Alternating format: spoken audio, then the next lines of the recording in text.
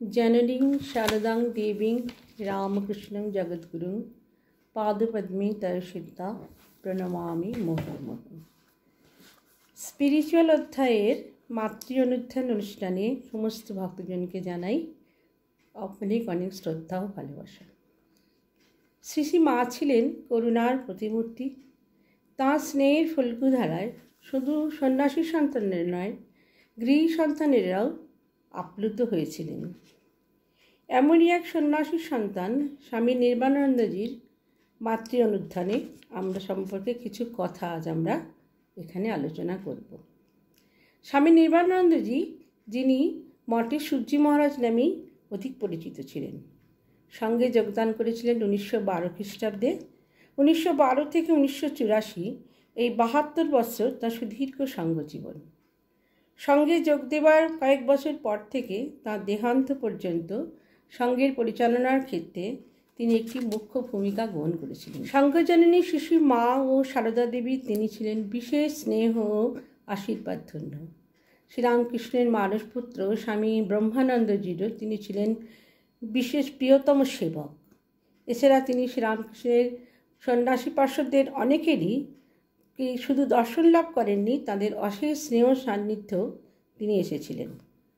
তাঁর কথাতেই মার সঙ্গে তার প্রথম সাক্ষাৎ হয় কাশী সেবাশ্রমে 1912 খ্রিস্টাব্দের 8ই নভেম্বর। ব্রহ্মানন্দ স্বামীজিও তখন সেবাশ্রমে অবস্থান করছিলেন, আর মা ছিলেন অদ্বৈত আশ্রমের কাছে লক্ষ্মীনিবাসে। 8ই নভেম্বর সেদিনকে মা লক্ষ্মীনিবাস থেকে কাশী সেবাশ্রমে এসেছিলেন। মা সেদিন সেবাশ্রমে সব কিছু ঘুরে ঘুরে দেখছিলেন এবং সেবাশ্রমের সাধুদের এই নারায়ণ জ্ঞানে রোগী সেবা করা দেখে তিনি অত্যন্ত খুশি হয়েছিলেন। মা বলেছেন, দেখেছি এখানে তো ঠাকুর এখানে স্বয়ং বিরাজ করছেন, আর আমার ছেলেরা প্রাণপণে রোগীদের সেবা করে তারই পূজা করছে। অনেকক্ষণ সেবাশ্রমে কাটিয়ে মা লক্ষ্মীনিবাসে ফিরে গিয়েছিলেন।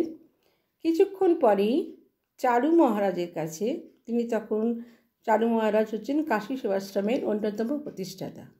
এই চারু মহারাজের কাছে মা একজনকে দিয়ে একটি 10 টাকার নোট পাঠিয়ে দিলেন এবং তিনি এসে বললেন যে মা সেবাশ্রমের কাজ দেখে এত খুশি হয়েছেন যে মা এই টাকা পাঠালেন এবং মা বলেছেন যে আমার সেবাশ্রম থেকে এত ভালো লেগেছে যে এখানেই আমার স্থায়ীভাবে থাকতে ইচ্ছা করছে। সে কথা শুনে রাজা মহারাজ, মহাপুরুষ মহারাজ, হরি মহারাজ, কেদার বাবা, চারু মহারাজ সকলের ভীষণ আনন্দ হয়েছিল এবং সেই সময় মাস্টারমশাইও কাশিতে ছিলেন। মাস্টারমশাই কিন্তু এই সাধুদের রোগী সেবা করা এগুলো খুব একটা পছন্দ করতেন না। তিনি বলতেন যে এটা ঠাকুরের ভাবের বিরোধী, কিন্তু সাধুরা শুধু সাধন ভজন নিয়ে থাকবেন। কিন্তু সেবাশ্রম দেখে মায়ের এই মন্তব্য এবং মায়ের এই 10 টাকা দেওয়ার কথা উল্লেখ করে যখন রাজা মহারাজ মাস্টারমশাইকে বলেছিলেন যে মাস্টারমশাই শুনলেন তো সব, তখন মাস্টারমশাই বলছেন মা যখন বলেছেন তখন তো আর কোনো উপায় নেই, তখন নিশ্চয়ই ঠাকুরের কাজ, এটা না মেনে কি আর কোনো উপায় আছে? মা সেবার কাশীতে বেশ কিছুদিন ছিলেন। মাঝে মাঝে অদ্বৈত আশ্রমে এবং সেবাশ্রমে তার পদধূলি পড়ত এবং মহারাজও মানে রাজা মহারাজ তিনি প্রত্যেক দিন সকালে লক্ষ্মীনিবাসে যেতেন মাকে প্রণাম করতে এবং সূর্যি মহারাজ বলছেন যে আমিও মহারাজের সঙ্গে সেখানে যেতাম এবং মায়ের সঙ্গে কথা আমার খুব বেশি হতো না, কিন্তু কথা না বলেও আমি বুঝতে পারতাম যে মা যে আমাকে বিশেষ স্নেহ করেন সেটা আমি খুব ভালোভাবে অনুভব করতাম। আসলে তিনি বলছেন যে মায়ের সবাই এক গলা ঘোমটা দিয়ে মাকে সকলের সঙ্গে কথা বলতে দেখছে, কিন্তু আমার সঙ্গে মায়ের যখনই কথা হয়েছে মাকে আমি কোনো দিন ঘোমটা যে দেখিনি। আমার সবসময় মায়ের সেই শ্রীমুখ দর্শন করার সৌভাগ্য লাভ হয়েছে।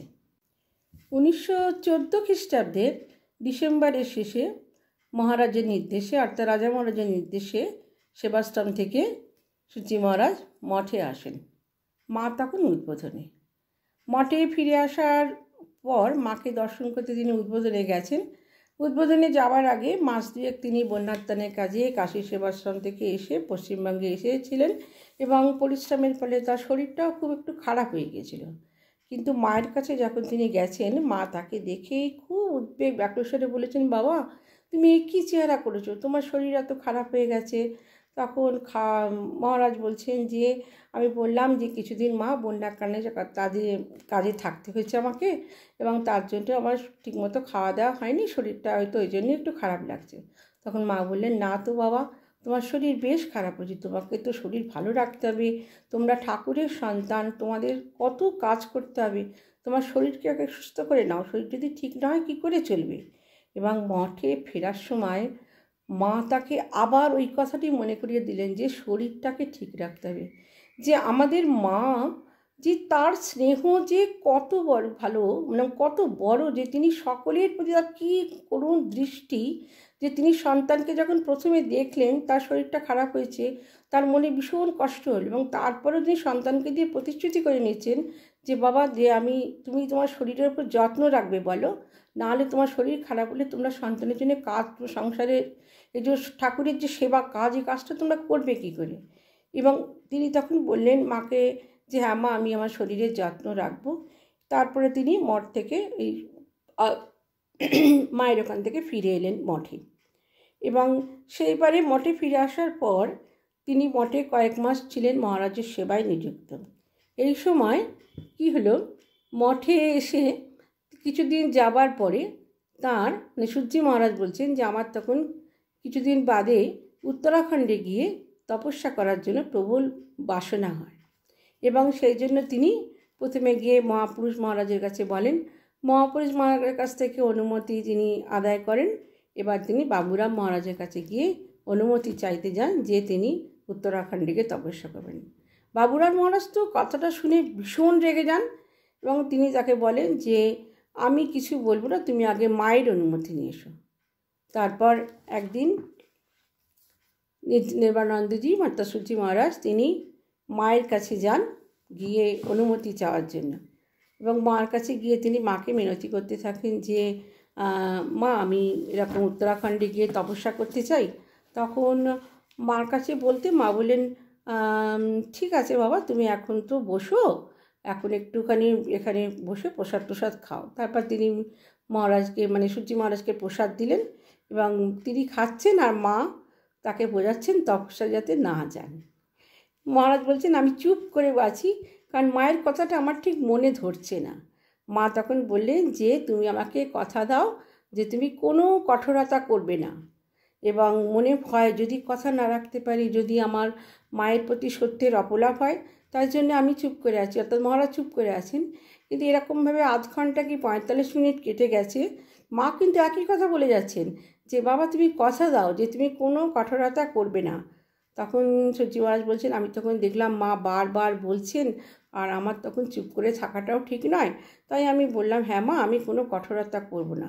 তখন মা বললেন, যাও, কোনো ভয় নেই, তোমার ঠাকুর সব ব্যবস্থা করে দেবেন, আমি প্রার্থনা করছি, কিন্তু মনে রেখো ইচ্ছে করে কোনো কঠোরতা করবে না, আমি বলছি ঠাকুর তোমার কোনো অভাব রাখবেন না। এবং যতক্ষণ না তিনি, মহারাজ বলছেন আমি মজাটা এই, আমি যতক্ষণ না কথা দিলাম, মা কিন্তু কোনো কথা আমাকে কিছুতেই রাজি হচ্ছিল না তপস্যা করতে দিতে যেতে, কিন্তু যখন আমি কথা দিলাম, মা জানেন যে আমার এই সন্তান সত্যের অপলাপ করবে না, তখন মা রাজি হলেন, তপস্যায় যাওয়ার অনুমতি দিলেন। কিন্তু মা শেষে বললেন, বাবা তোমার উত্তরাখণ্ডে গিয়ে তপস্যা করা কোনো দরকার নেই, তুমি কাশীতেই যাও, সেখানে অদ্বৈত আশ্রমে থাকবে, সেখানে কখনো কঠোর হবে না, এবং তুমি মাজুকরি করে খাবে, তোমার কোনো অভাব হবে না, ঠাকুর তোমার সঙ্গে থাকবেন। তবে যেন তপস্যা দিয়ে আলাদা করে তোমাদের কিছু করার কোনো প্রয়োজন নেই। সূর্যি মহারাজ 1915 খ্রিস্টাব্দের আগস্ট মাসে কাশী গিয়েছিলেন তপস্যা করার জন্য, এবং 1916 খ্রিস্টাব্দে ঠাকুরের তিথি পূজার আগে, সম্ভবত ফেব্রুয়ারি মাসে শেষে তিনি কাশী থেকে মঠে ফিরে আসেন, এবং মঠে ফিরে এসে তিনি আবার মহারাজের সেবায় নিযুক্ত হন। মহারাজ অর্থাৎ রাজা মহারাজ বলরাম মন্দিরে থাকতে খুব ভালোবাসতেন, প্রায়ই মঠ থেকে আসতেন বলরাম মন্দিরে। বলরাম মন্দিরে মহারাজের কাছে থাকার জন্য সূর্যি মহারাজও প্রায় উদ্বোধনে যেতেন, তাই তখন তার মাকে দর্শন করার ও প্রণাম করার সৌভাগ্য প্রায় হতো, কথাবার্তাও হতো।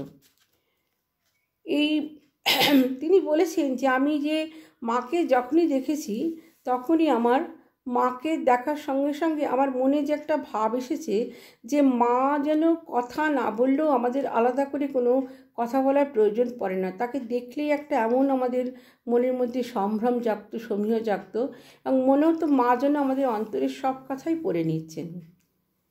মায়ের শেষ অসুখের সময় তখন রাজা মহারাজ ছিলেন ভুবনেশ্বরে। সূর্যি মহারাজ বলছেন আমিও ছিলাম তার সেবায়।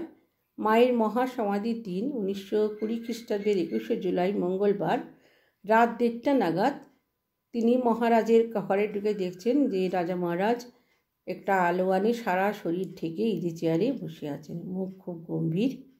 আমাকে দেখে অর্থাৎ সূর্যি মহারাজকে দেখে রাজা মহারাজ বললেন যে সূর্যি এখন কটা হবে রাত? তখন বললেন যে সূর্যি মহারাজ বললেন যে রাত 1:30। তখন তিনি বলছেন যে আমার কেন জানি না মা ঠাকুরনের জন্য ভীষণ মন কেমন করছে, তিনি কেমন আছেন কে জানে। মহারাজ তাকে সূর্যি মহারাজ রাজা মহারাজকে একটুখানি গম্ভীর মুখ দেখে তাকে একটুখানি হালকা করার জন্যে, মন খারাপের কথা ভেবে হালকা করার জন্য তাকে বললেন মহারাজ একটু তামাক সেজে আনবো? তিনি কোনো উত্তর দিলেন না। রাজা মহারাজ কোনো উত্তর দিলেন না। তখন তিনি আস্তে আস্তে সূর্যি মহারাজ তখন ঘর থেকে চলে গেলেন এবং পরের দিন সকালে রাজা মহারাজ একটু সকালবেলা উঠে পায়চারি করতে বেরোতেন, কিন্তু সেদিনকে তিনি পায়চারি করতে গেলেন না। মহারাজ আশ্রমের বারান্দাতেই পায়চারি করতে লাগলেন। সেদিনই পোস্ট অফিস থেকে পিয়ন একটা টেলিগ্রাম নিয়ে এলো, শরৎ মহারাজের টেলিগ্রাম। আগের দিন রাত্রি 1:30টার সময় উদ্বোধনে শিশিমা দেহ রক্ষা করেছেন।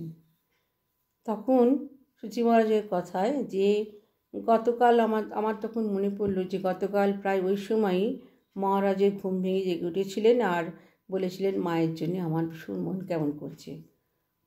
এই যে যখন টেলিগ্রাম এলো মায়ের মৃত্যু সংবাদ নিয়ে, সেই খবরটা পেয়ে মহারাজের মুখ রাজা মহারাজের মুখ বলছেন, সূর্যি মহারাজ লিখছেন যে রাজা মহারাজের মুখ এক অব্যক্ত বেদনায় থমথম করছে।